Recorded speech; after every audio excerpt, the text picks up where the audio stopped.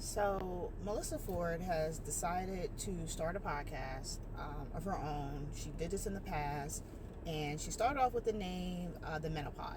The Menopod was her friend, S, and then another young lady that was going to be in it. A lot of people said something about the name, X, Y, and Z. It's supposed to start on October 1st. It decided she's going to push it back November 1st, and it's going to be called Hot and Bothered with Melissa Ford. All right, great, caught up.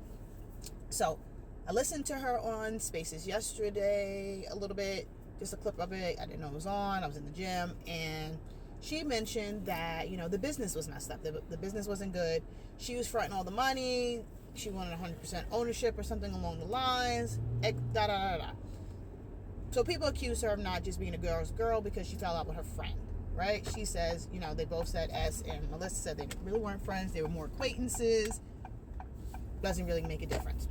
This is what I'm getting at. So there was this belief that Melissa Ford was going to be the A-Mike.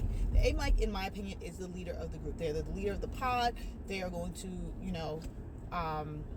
facilitate the conversation. They're going to make sure it goes in the right direction, being that she is somebody who is working with Joe a lot.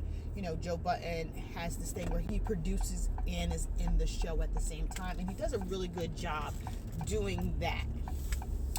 Why am I saying all of this? I'm saying all this because there is this thing where we work with friends. We work with friends, we work with acquaintances, we do these things, and these lines are blurred when it comes to being between the business aspect of everything, and then we have the friendship or whatever that relationship outside work is. And they have a relationship outside of work because they didn't even work together yet, right? So there's that.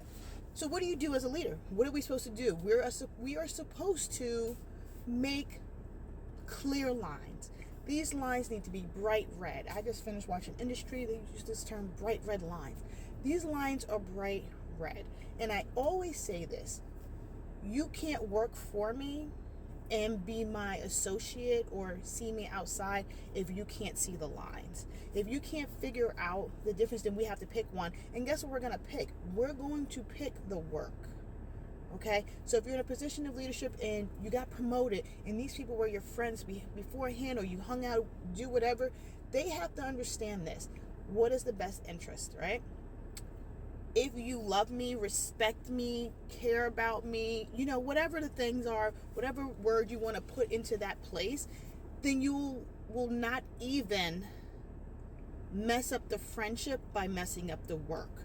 Don't confuse the two. Do not conflate the two. And leaders, if in fact they do, they have to go. Because guess what? They're not your friend. They're not your associate. They're not somebody you should hang out with anyway, because they don't have your best interest at heart. And I don't want to be around people that do not have my best interest at heart. So those people have to go. Melissa Ford did not set these clear boundaries in the beginning. That's what it seems like, at least from listening to the clips, outsider looking in. These clear boundaries weren't set. There was no, when we cross this threshold, this is 100% business, not budding friendship. ICE does a great job in saying, I never want to talk to Joe Budden about business ever, because they are friends and they've been friends for years. So I'm not talking to you about business. If I have a problem with my contract, I'm not talking to you.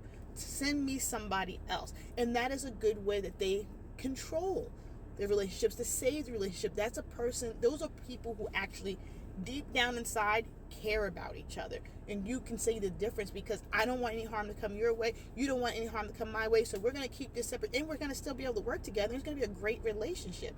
So I ask you, if you're in leadership, are you setting these boundaries?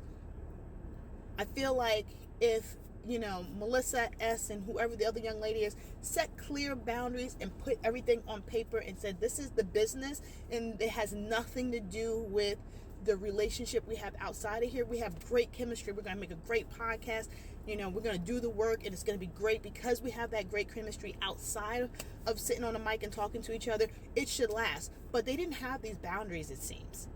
So leaders, create boundaries. If the person that wants to be your friend cannot keep those boundaries once you get promoted or once you're in a leadership position, then they have to go as your friend because they're not your friend. You're not friends. And vice versa.